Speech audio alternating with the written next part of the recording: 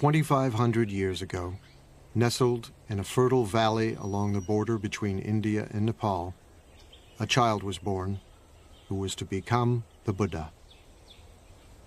The stories say that before his birth, his mother, the queen of a small Indian kingdom, had a dream.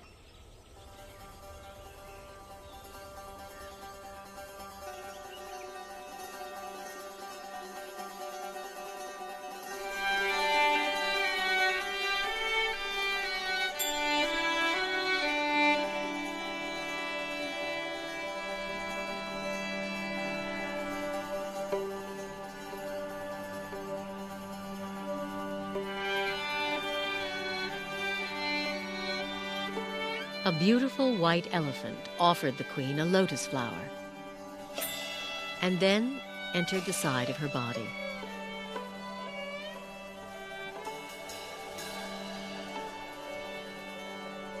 When sages were asked to interpret the dream, they predicted the queen would give birth to a son, destined to become either a great ruler or a holy man.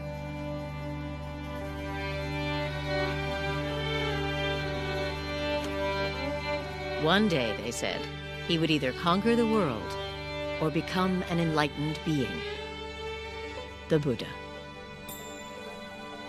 People like stories. It is one of the ways we learn.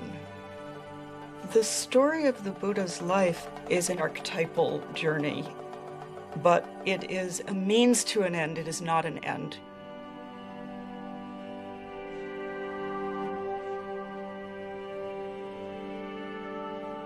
Within 10 months, as a tree lowered a branch to support her, a baby boy was born, emerging from her side. 7 days later, the queen died.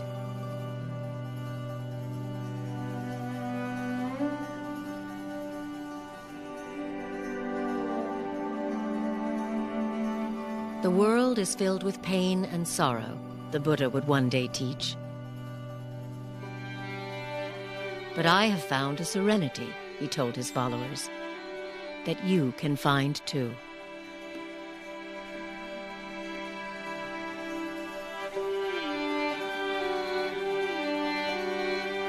Everybody understands suffering. It's something that we all share with everybody else. It's at once utterly intimate and utterly shared. So Buddha says, that's a place to begin. That's where we begin. No matter what your circumstances, you will end up losing everything you love. You will end up aging. You will end up ill. And the problem is that we need to figure out how to make that all be all right. What he actually said was that life is blissful. There's joy everywhere, only we're closed off to it. His teachings were actually about opening up the joyful or blissful nature of reality. But the bliss and the joy is in the transitoriness. Do you see this glass? I love this glass. It holds the water admirably. When I tap it, it has a lovely ring. When the sun shines on it, it reflects the light beautifully. But when the wind blows and the glass falls off the shelf and breaks, or if my elbow hits it and it falls to the ground, I say, of course. But when I know that the glass is already broken, every minute with it is precious.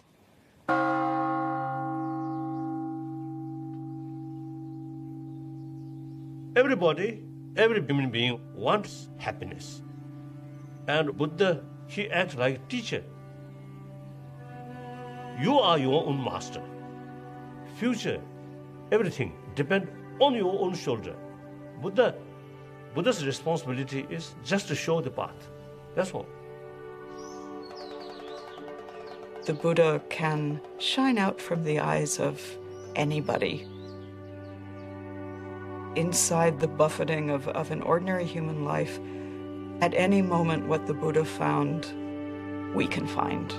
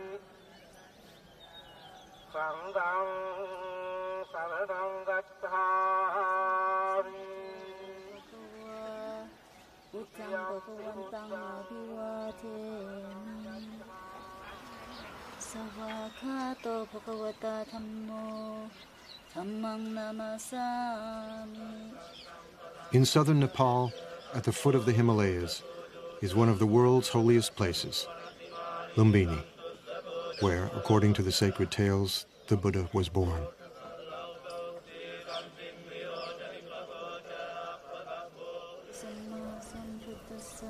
Today, Buddhist pilgrims from all over the world make their way here to be in the presence of the sage whose life story is inseparable from centuries of anecdotes and legends.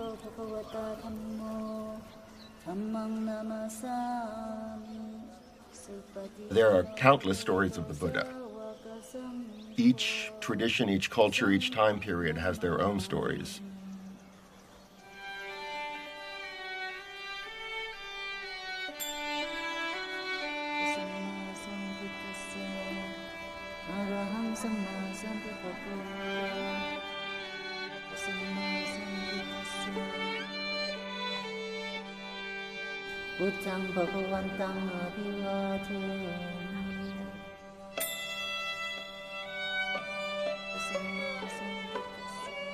We have lots of visual narratives and artwork from all over Buddhist Asia.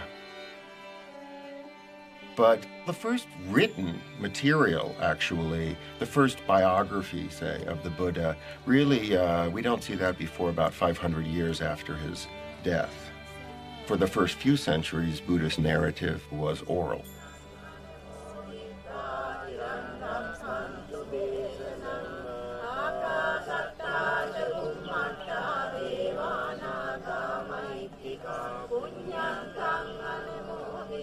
Historically, it is based on something certainly that happened. There must have been someone who corresponded with Gautama Buddha, who we don't know.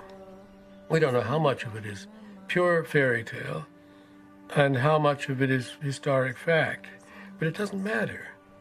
It touches something that we all basically know. The relevance of it is in the message of the story, the promise of the story.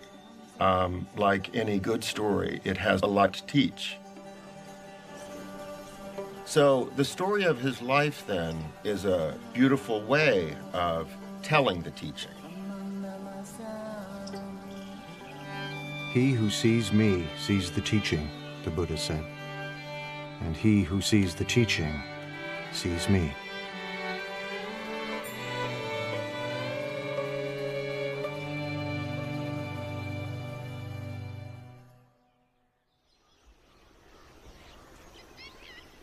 Born some 500 years before the birth of Jesus, the Buddha would grow to manhood in a town vanished long ago.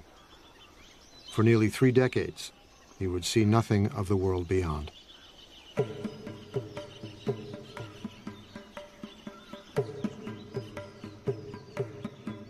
The tales say he was the son of a king, raised in a palace with every imaginable luxury. He was called Sidharta Gautama, a prince among a clan of warriors.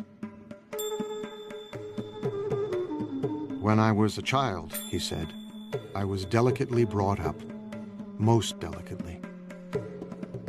A white sunshade was held over me day and night to protect me from cold, heat, dust, dirt, and dew.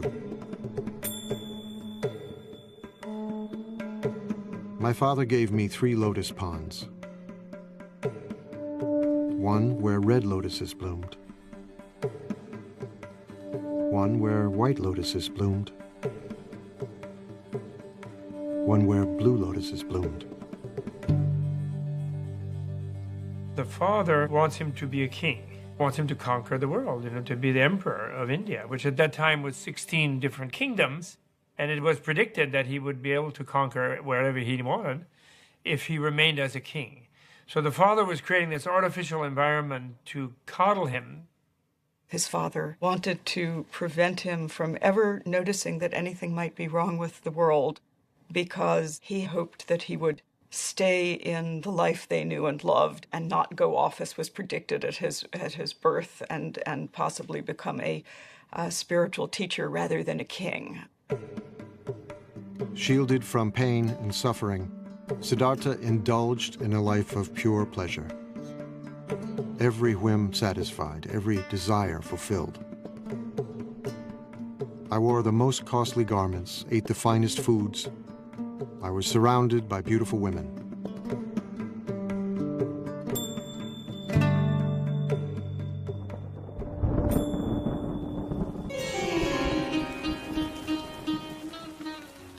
During the rainy season, I stayed in my palace, where I was entertained by musicians and dancing girls. I never even thought of leaving.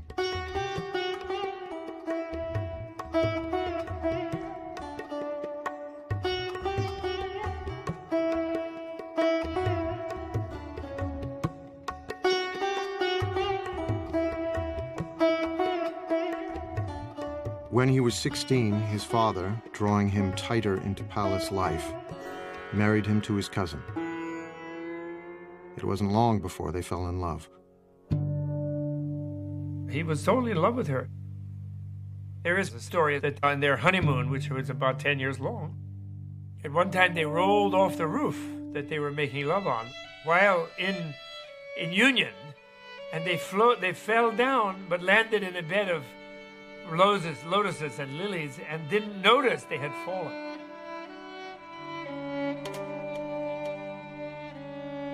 And so, the stories say, he indulged himself for 29 years, until the shimmering bubble of pleasure burst. His father does everything he can to never let him leave, never let him see the suffering that life is. But one day he goes outside and he's traveling through the kingdom, and he has the first of 4 encounters. He sees an old man, and he asks his attendant, and the attendant says, "Oh, that's change. One doesn't always stay young and perfect."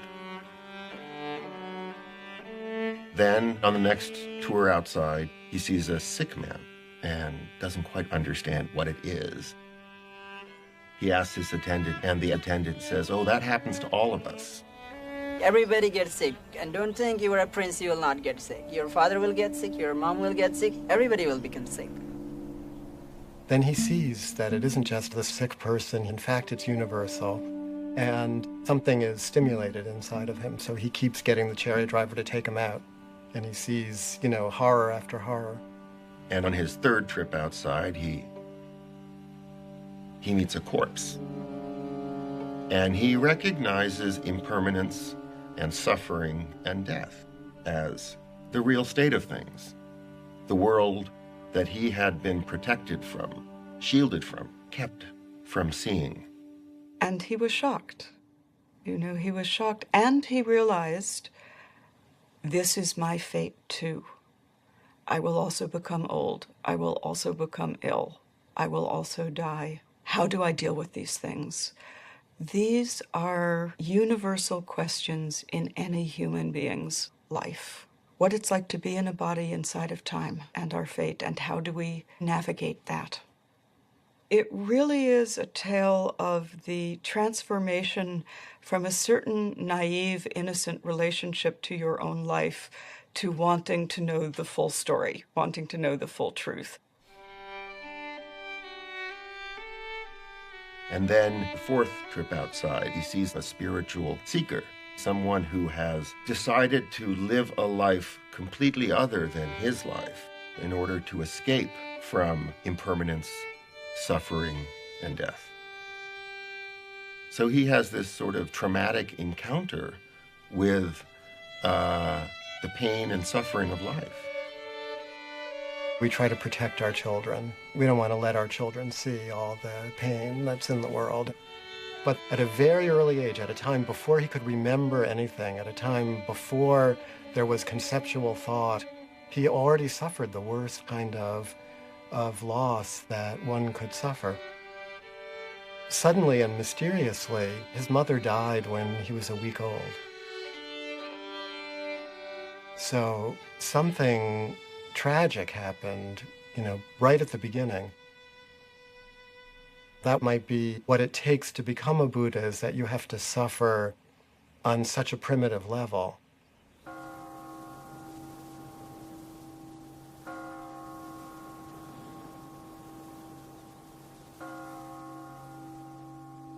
"29 years old, profoundly troubled, Sidharta was determined to comprehend the nature of suffering. He resolved to leave the palace. His wife had just given birth to a baby boy. Sidharta called him Rahula, fetter. He names his son Fetter. He names his son Ball and Chain. This is the fetter that will keep me tethered to this life. This is what will keep me imprisoned.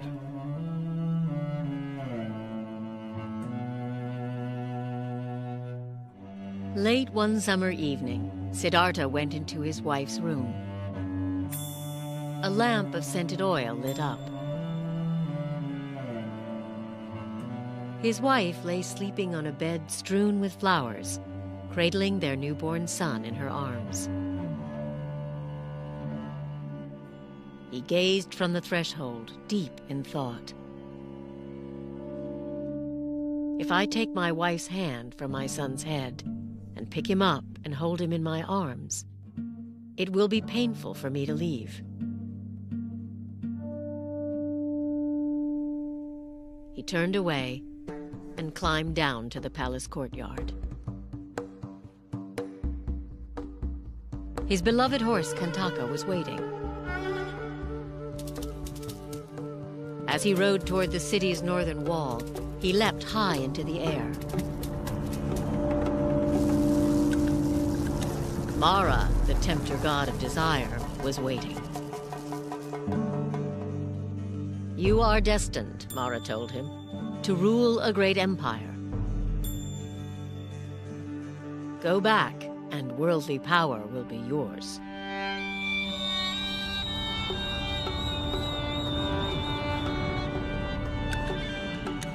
Sidharta refused. He left grief and probably absolute puzzlement and dismay in the hearts of wife, in the infant son who was innocent and yet was suddenly fatherless, and of course his own father. But there is no knowledge won without sacrifice.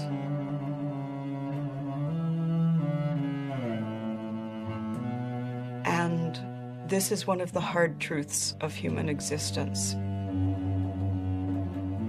In order to gain anything, you must first lose everything.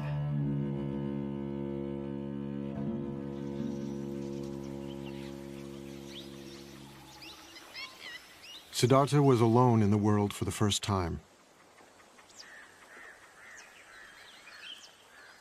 On the bank of a nearby river, he drew his sword. Although my father and stepmother were grieving with tears on their faces, he said, I cut off my hair, I put on the yellow robes and went forth from home into homelessness. I had been wounded by the enjoyment of the world, and I had come out longing to obtain peace.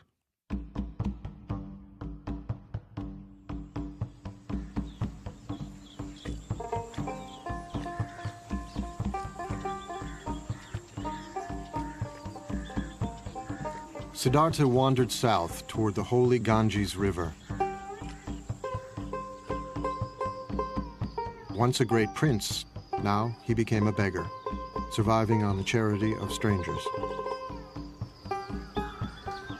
He slept on the cold ground in the dark forests of banyan, teak, and sal that covered the northeastern plain, frightening places where wild animals roamed and dangerous spirits were said to live. He's going out to see what there is. He's a seeker. He doesn't have a teaching yet. He doesn't have an understanding yet. He doesn't have an insight yet. He doesn't have a solution yet, but he recognizes the problem.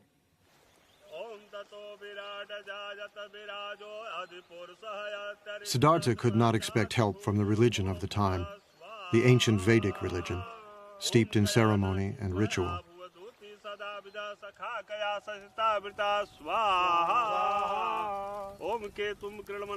Some of its rituals still live on in ceremonies conducted by Hindu priests who chant Vedic formulas more than 2,500 years old.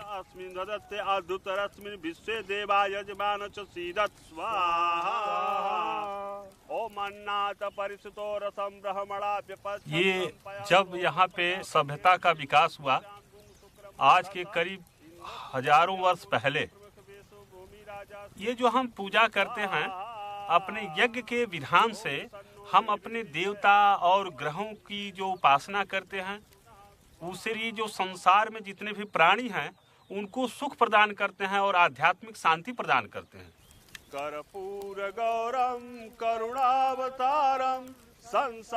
For centuries, the Vedic rituals had commanded respect for the gods and inspired conviction. But by Sidharta's time, the rituals no longer spoke to the spiritual needs of many Indians, leaving a spiritual vacuum and a sense of foreboding. The gods become less important than the rituals themselves. It's a period of great unrest. It's a period of social upheaval, social change. Cities were growing, generating new wealth and spiritual hunger. As one ancient voice cried out in despair, "The oceans have dried up, mountains have crumbled, the pole star is shaken, the earth founders, the gods perish. I'm like a frog in a dry well." A lot of people aren't satisfied with the religion that they grew up in.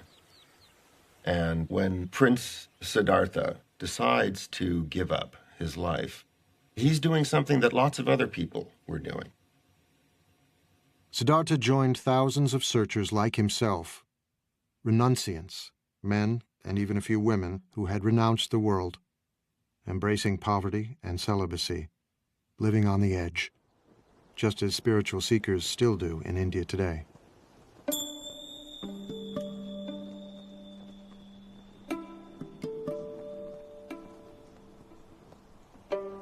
Now, at this time in India, there are lots of renunciants out there.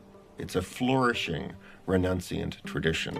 There are many different people who have given everything up and practice austerities and meditate in order to escape from the cycle of death and rebirth. The notion of reincarnation is something that's part of Indian culture, part of Indian civilization, part of Indian religion, that was there long before the Buddha. And it was in a sense, the problem that the Buddha faced. Suffering didn't begin at birth and finish with death. Suffering was endless. Unless it was possible to find a way out, become enlightened, become a Buddha. In his time, there was a sense of death not being final, but of death leading inexorably to rebirth, and of suffering beings bound to the wheel of death and rebirth.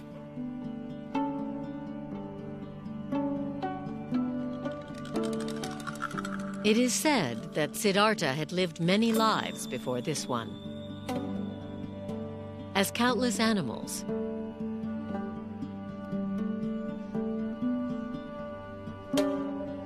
innumerable human beings,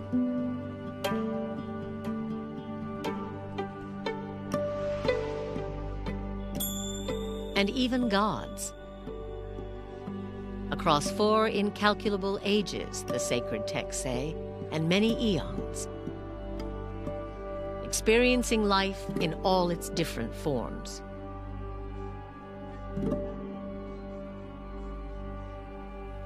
Sidhartha's previous lives, many eons, sometimes as a human being, sometimes as an animal, but then gradually, you see his practice becoming more higher and higher and deeper, deeper.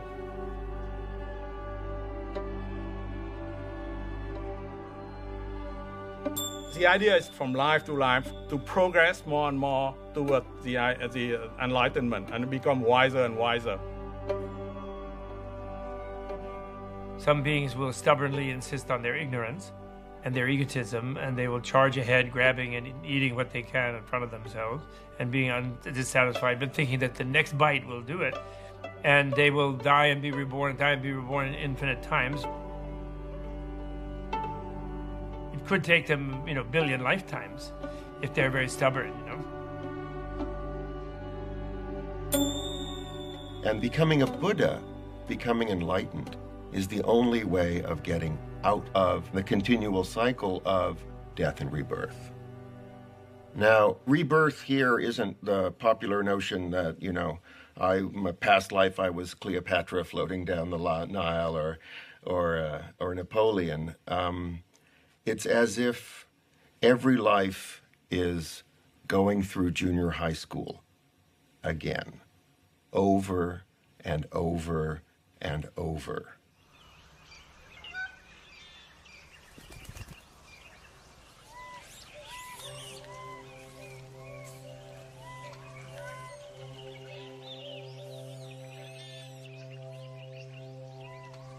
With the authority of the priests worn thin and wisdom seekers like Sidharta roaming the countryside, holy men emerged, teaching their own spiritual disciplines.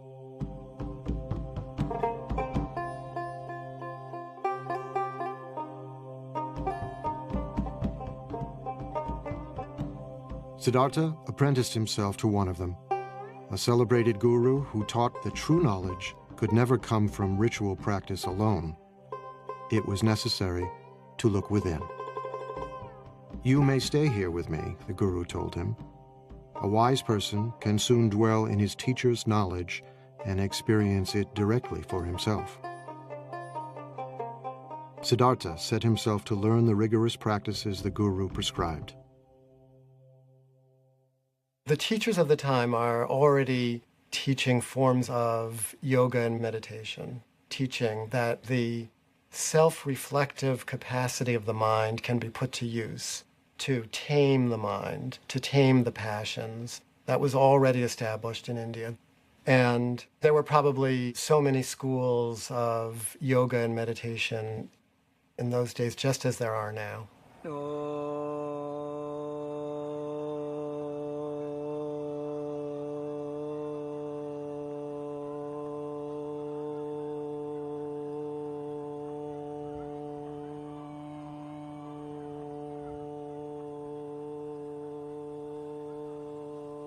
योग केवल शरीर के लिए नहीं है। शरीर के लिए तो अपने आप स्वाभाविक रूप से लाभ मिलता ही है। योग का जो मुख्य लक्ष्य है कि हम समाधि को प्राप्त कर जाएं। सर्वे भवन्तु सुखिना तुरंत नहीं आता। सर्वे बाय द साधना।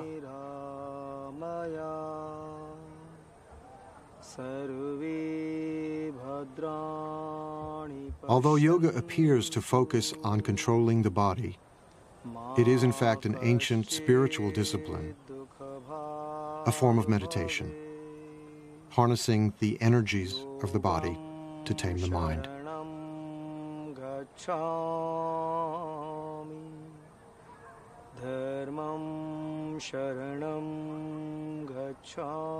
Some yogis learn to sit without moving for hours, breathing more and more slowly until they seem to be barely breathing at all.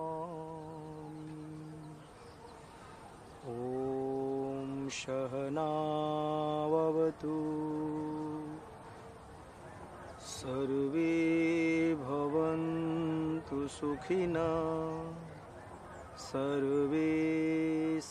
All kinds of trance states are possible through meditation. If you hold the mind, if you concentrate the mind on a single object, be it a word or a candle flame or a sound, it's possible to transport the mind into all kinds of interesting places.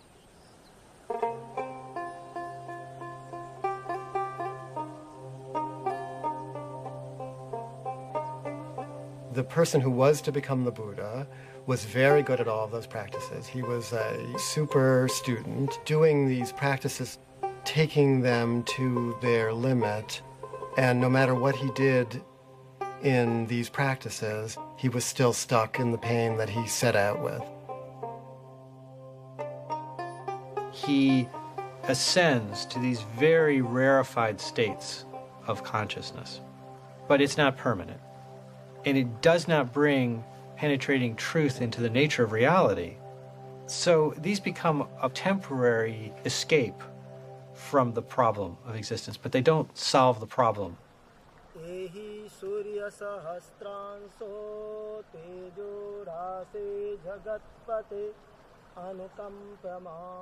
Sidharta apprenticed himself to another popular guru, but the results were the same.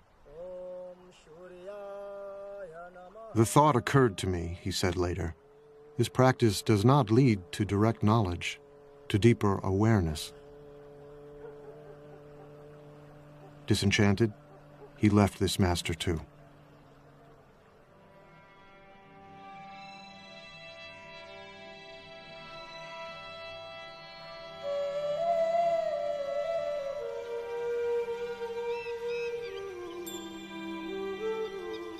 Sidharta continued to drift south, still searching for the answer to his questions. Why do human beings suffer? Is there any escape? He's trying and trying and searching, and he already experienced extreme luxury, so now he tries extreme deprivation.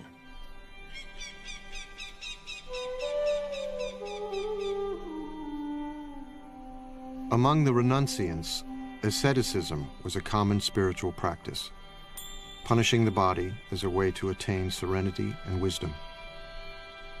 Sidharta fell in with 5 other ascetics, and soon was outdoing them in mortifying the flesh, subjecting his body to extremes of hardship and pain.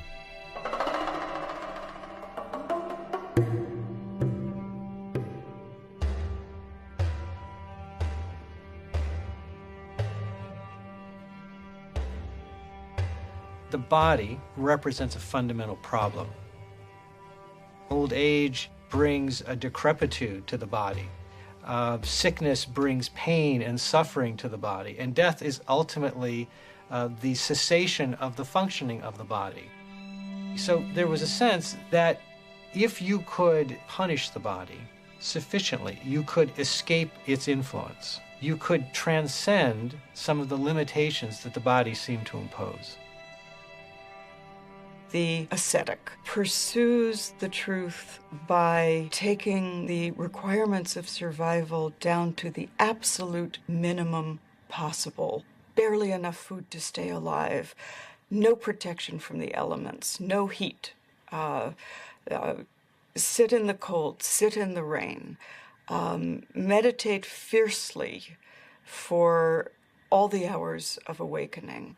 The step of renunciation, of shedding everything, of dying, the feeling that one is dying to one's life as it was, is essential to being reborn as someone who sees.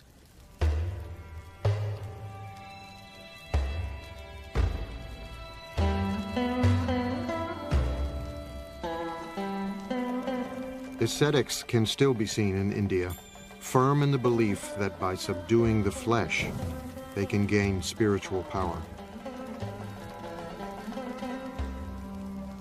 सत्य क्या है? एक time बुझने से लेने में 24 घंटे में एक सेकंड अपने को प्रत्यक्ष बता देता है कि सत्य क्या है. था, छोड़ दिया 16 उम्र में। इसलिए सोचता हूँ कि हर चीज मोह नहीं रखता। ये मार्ग से, ये मार्ग जो आगे बढ़ने के लिए, इसमें मैं मोह नहीं रखता। मोह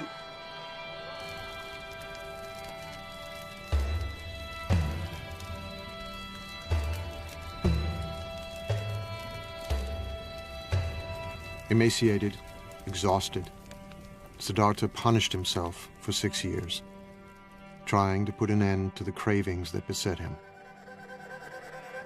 He tortures himself, trying to destroy anything within himself that he sees as bad.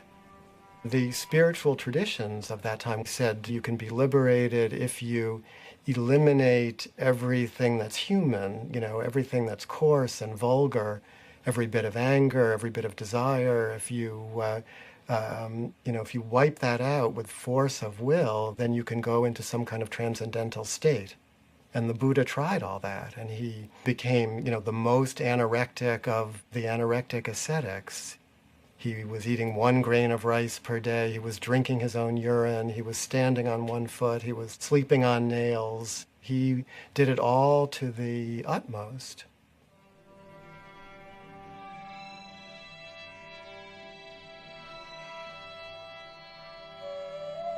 My body slowly became extremely emaciated, Sidharta said. My limbs became like the jointed segments of vine or bamboo stems. My spine stood out like a string of beads. My ribs jutted out like the jutting rafters of an old abandoned building. The gleam of my eyes appeared to be sunk deep in my eye sockets, like the gleam of water deep in a well. My scalp shriveled and withered like a green bitter gourd, shriveled and withered in the heat and wind.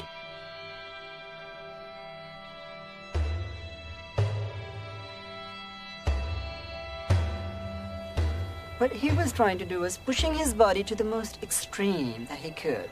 But then he realized that from that, he cannot gain what he wants. Trying to torture the body becomes too much. The whole attention is given to the body, nothing else.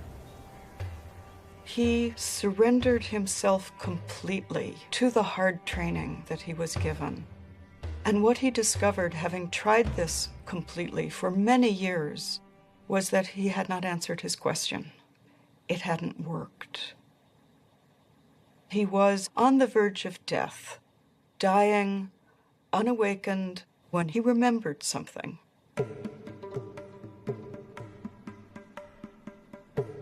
He remembered a day when he was young and sat by the river with his father, and the perfection of the world as it was simply gave itself to him.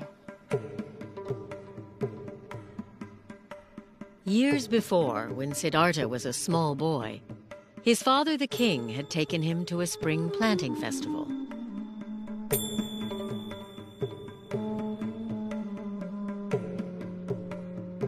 While he watched the ceremonial dancing, he looked down at the grass.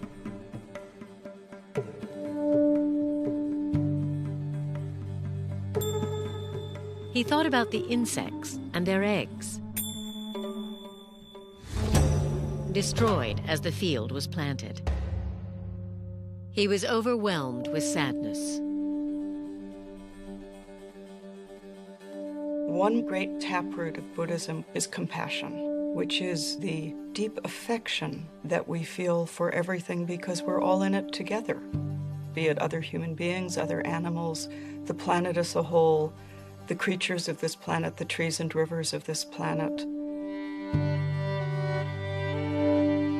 Everything is connected.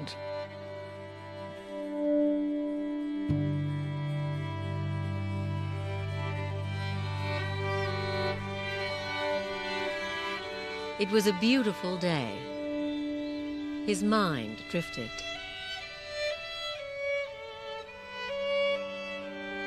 As if by instinct, he crossed his legs in the yoga pose of meditation. and the natural world paid him homage. As the sun moved through the sky, the shadows shifted, but the shadow of the rose apple tree where he sat remained still. He felt a sense of pure joy. The joy that he found is in the world that is already broken. It's in this transitory world that we're all a part of.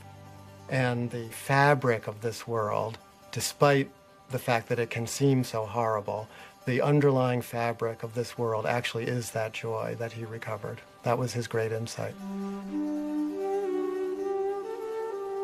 But, he says, I can't sustain a feeling of joy like this if I don't take any food, so I better eat something. And then at that moment, a village maiden mysteriously appears carrying a bowl of rice porridge. And she said to him, "Here, eat." That moment of generosity and release, when he accepted the rice, was a decision towards life. It was what in the Christian tradition might be called grace, that you cannot do it completely on your own. And in Christianity, the grace comes from the divine. In the story of the Buddha, the grace comes from the ordinary kind heart of a girl who sees somebody starving and says, "Eat."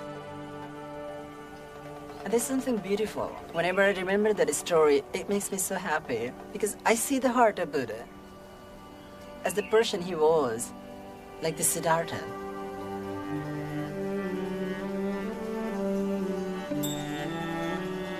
This dish was the dish he used to be fed by his stepmother, rice pudding. He was missing that so much. And then he remembered maybe further and further, and he remembered about his wife, about his son, and the deepest emotions that he had suppressed. They overpowered. They came up. They were still there. He had a feeling of missing. He had a feeling of seeing his son, and a feeling of being near his loved ones. They were so powerful. Oh, this must have soaked his whole entire being. He was actually an utter failure. He had been clinging to the path of asceticism, and when he took the food, what followed was a return of his original question. Life is painful. Life involves change. This is still a problem. The problem didn't disappear.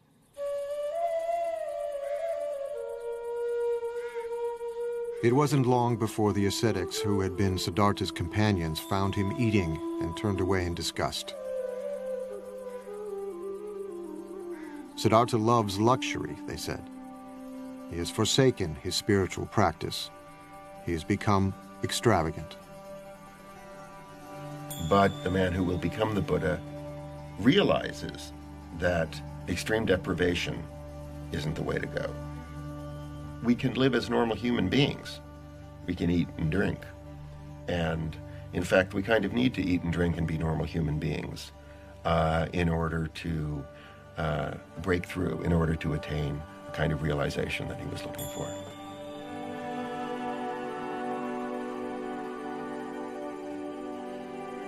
Sidharta had put his faith in 2 gurus.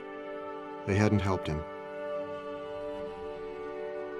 He'd punished his mind and body. That had almost killed him. Now, he knew what he must do.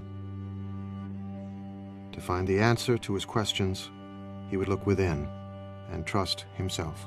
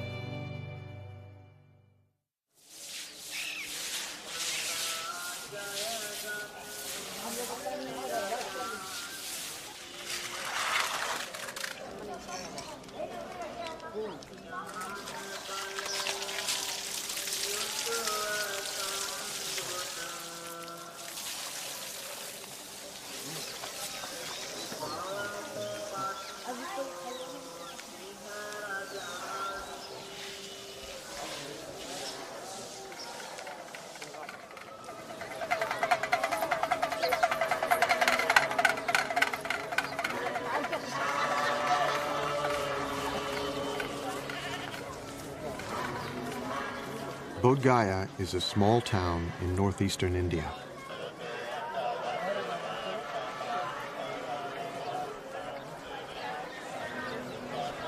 Throngs of pilgrims have come here from all over the world for more than 16 centuries.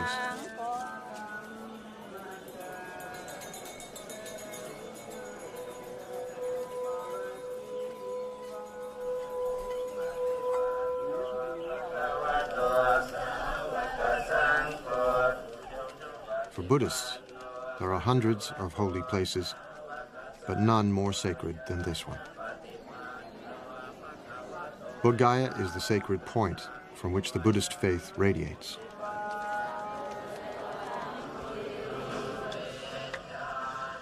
Some pilgrims travel great distances, reciting prayers and prostrating themselves every step of the way.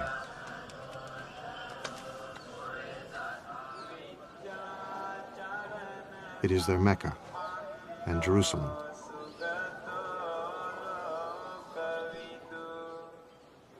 Their Holy of Holies is not the imposing temple beside them, but a simple fig tree, Ficus religiosa, the Bodhi tree.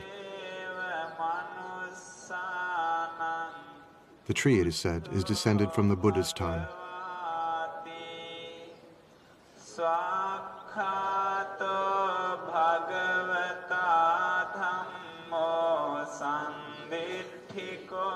Every pilgrim knows the story of how Sidharta, after accepting the rice milk from the young girl, put aside the rags he was wearing, bathed himself in a nearby river, and strengthened, sat down in the shade of the Bodhi tree and began to meditate.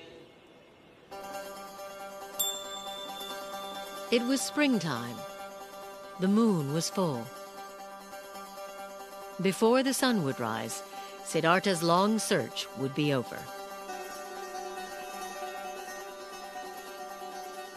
He sat down under a Bodhi tree in the shelter of the natural world in all of its beauty and fullness. And he said, I will not move from this place until I have solved my problem. Let my skin and sinews and bones dry up, together with all the flesh and blood of my body, he said. I welcome it. But I will not move from this spot until I have attained the supreme and final wisdom. All at once, Mara, Lord of Desire, rose to challenge him.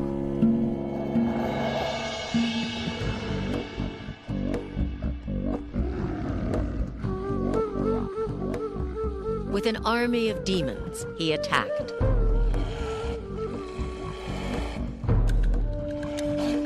Sidharta did not move, and their weapons turned into flowers.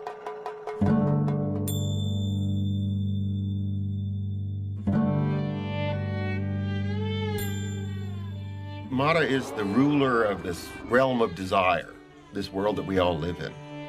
And what he's afraid Sidharta is going to do when he attains enlightenment and becomes the Buddha is conquer that world. That is, he's going to do away with desire. He's going to wreck the whole game. Mara did not give up. He sent his 3 daughters to seduce him.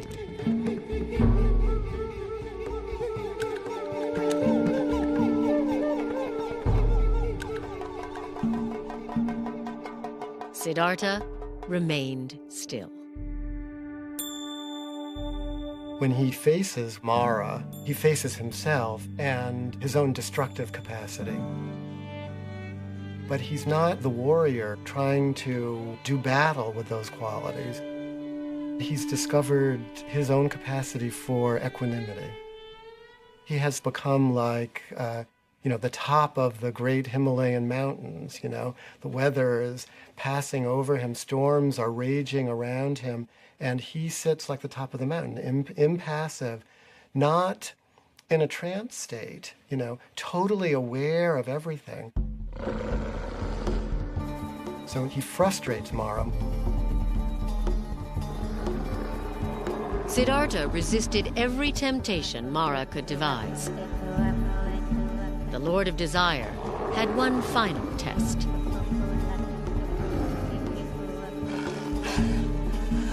He demanded to know who would testify that Sidharta was worthy of attaining ultimate wisdom, and his demon army rose up to support him.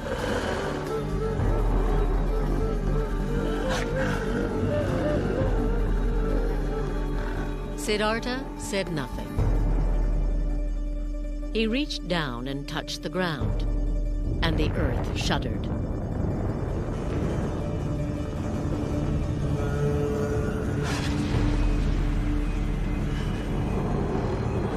Mara's demons fled.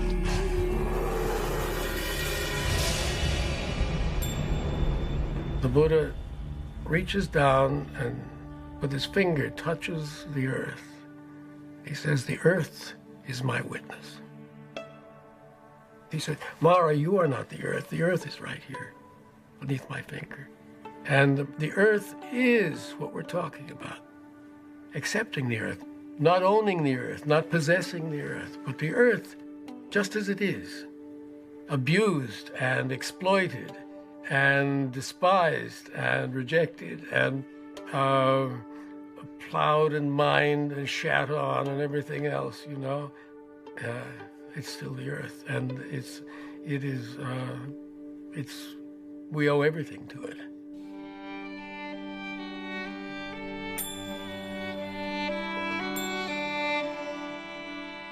Sidharta meditated throughout the night. And all his former lives passed before him.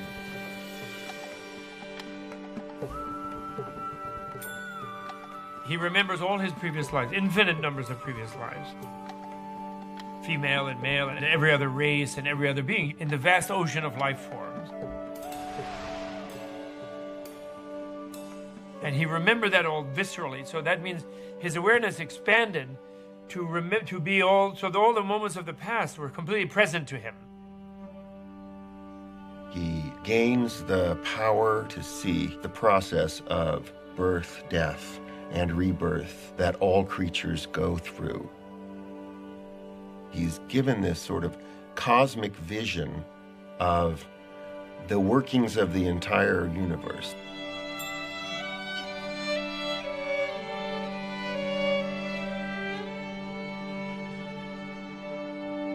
As the morning star appeared, he roared like a lion. "My mind," he said, "is at peace." The heavens shook, and the Bodhi tree rained down flowers. He had become the awakened one, the Buddha.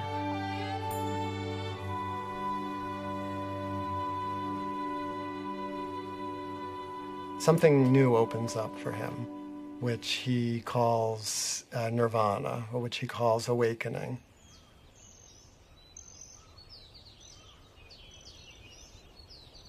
He said, "At this moment, all beings and I awaken together." So it was not just him, it was all the universe. He touched the earth, as earth is my witness. Seeing this morning star, all things and I awaken together. It's not like entering a new state, it's uncovering or surrendering to the reality that has always been there. He realized he'd always been in nirvana, that nirvana was always the case. Your reality itself is nirvana. It's the unreality, it's your ignorance that makes you think you're this self-centered, separate being trying to fight off an overwhelming universe and failing. You are that universe. You're already enlightened. He's saying the capacity for enlightenment, that your awakeness already exists within